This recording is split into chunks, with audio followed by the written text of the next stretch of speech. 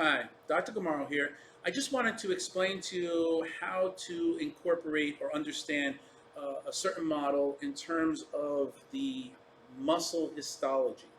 I did go over this in class when I did my art therapy, but I want to now really make it so that you can orient yourself to my art therapy and this model. Okay, it's not hard to do, but it's important for you to understand that. Okay, so first let me do my art therapy up here, and then you'll see in another video I'll incorporate what I drew up here to the model itself.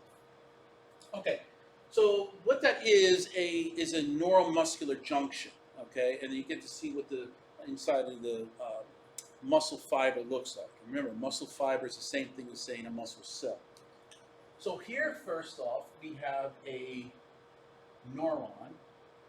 Okay, it does this kind of thing. I'm sure you can draw this. It's all old news to you guys.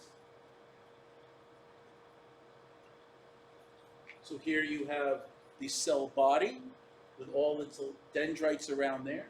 This is going to be the axon that will also have myelin on it.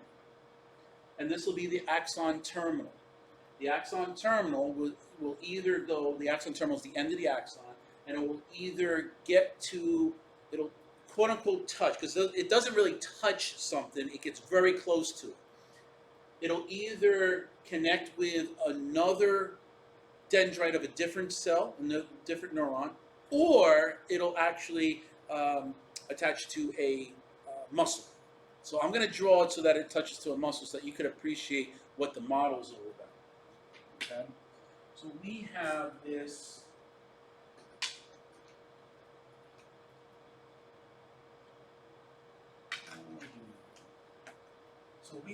this muscle that's happening over here. Do that in green for you. So what I did in green was the sarcolemma. Remember, all these muscles have different names now, or the terms. But the sarcolemma is basically the cell membrane of a muscle cell. Okay, and a muscle cell is also referred to as a muscle fiber. So we have this sarcolemma that it actually attaches to the axon over there. Okay, the part of the sarcolemma that this axon terminal touches, so we're talking about this section right here, that part of the sarcolemma is referred to as a muscle end plate. Okay, the muscle end plate is the area where the axon terminal touches with the sarcolemma. Now, again, I'm emphasizing it doesn't touch it, but it's easier just to speak it that way. The axon terminal and the muscle end plate are also referred to as the motor end plate. That gets very, very close, but it doesn't touch it. That section there is called a neuromuscular junction, for obvious reasons.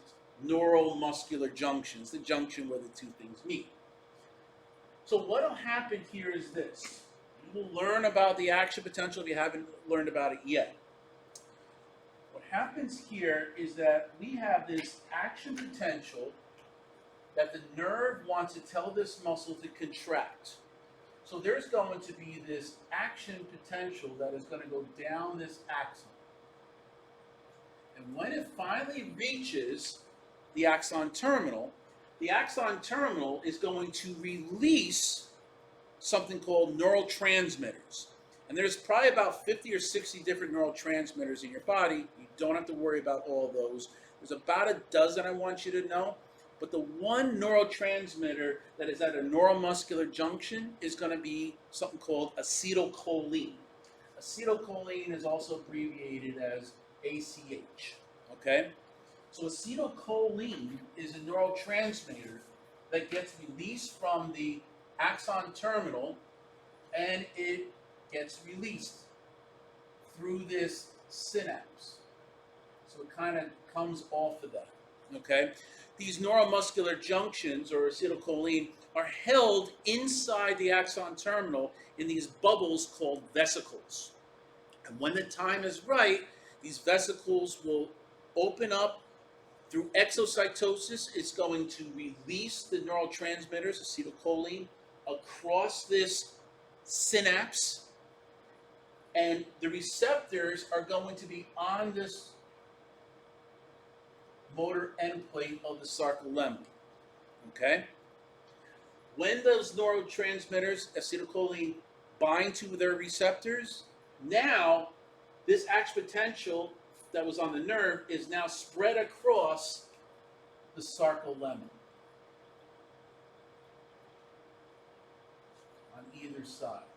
Now keep in mind, you got to think three-dimensionally. This is coming out of the board, into the board, so it spreads across the whole thing. So it even spreads across on the bottom over here too. It spreads all over. Now,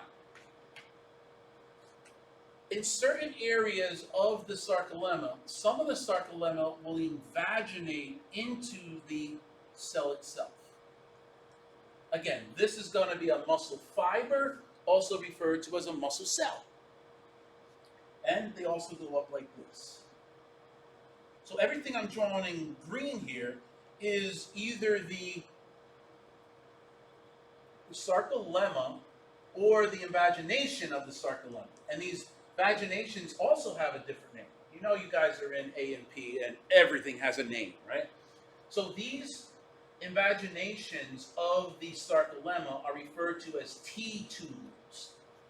T stands for transverse. So they kind of go in a transverse fashion over here.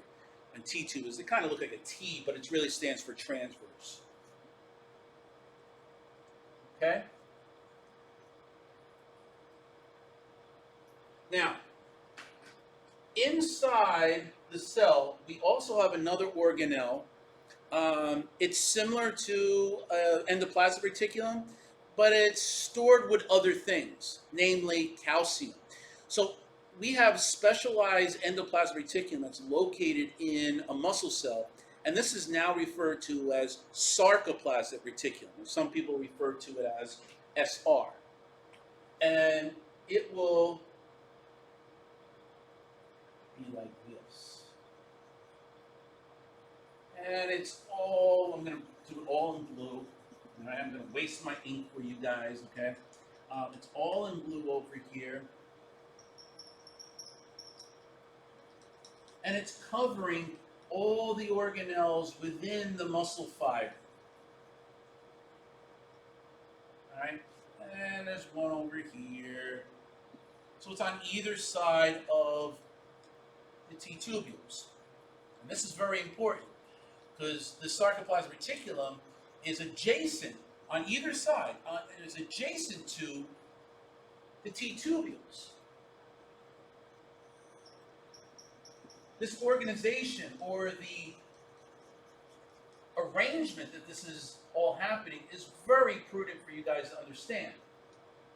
This will all lead to a muscle contraction. Now,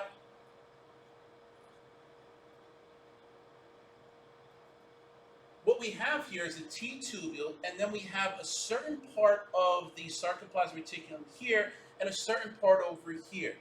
When the sarcoplasmic reticulum is touching, the areas of the sarcoplasmic reticulum that are touching or adjacent to the T-tubules, they have another name too. This is the cisterna terminal, okay, or cisterna termini, okay? When you have a cisterna termini here and cisterna termini here, and you have the T-tubule, these three things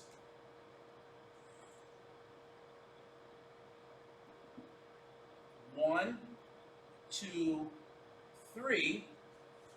This is referred to as a triad. Okay?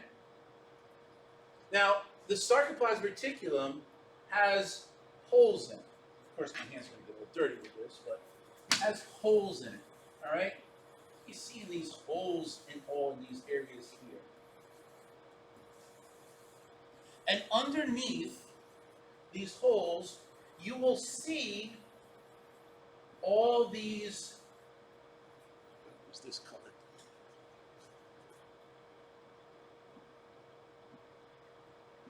The contractile functioning units. and they're called myofibrils. And the myofibrils are made up of two myofilaments. These myofilaments are actin and myosin. You'll learn about those with the physiology and how contraction all happens on a microscopic level. You'll learn about that in lecture. I'm just here trying to put that model in good orientation for you. But you will find underneath all this, because it's all wet now and I can't draw on top of that,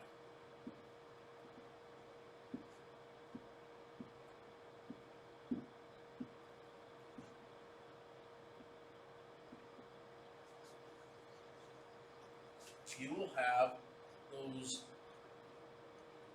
myofilaments. And the way I'm drawing them is because the way they're fit is like, if you see it like this, actin and myosin are each one of my fingers on my right hand, and actin filaments, and then you got myofilaments over here, and they kind of override each other. And it's this orientation that will cause you to have a contraction or relaxation. And the way that they're arranged, you'll learn about the sarcomere, the way that they're arranged is what gives those striations that you saw in the histology of muscle, okay? So we have these myofilaments all underneath here. And again, we're going to be learning, if you haven't already seen, that physiology reflects anatomy, or function reflects structure. There's a reason why they work in a certain way, and it's because of the way that they are structured with each other. The sarcoplasmic reticulum is covering basically all of this, all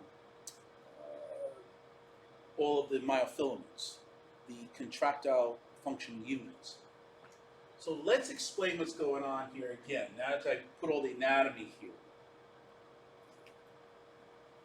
If this neuron is supposed to tell this muscle to contract, remember this is a muscle cell, there's just one muscle cell.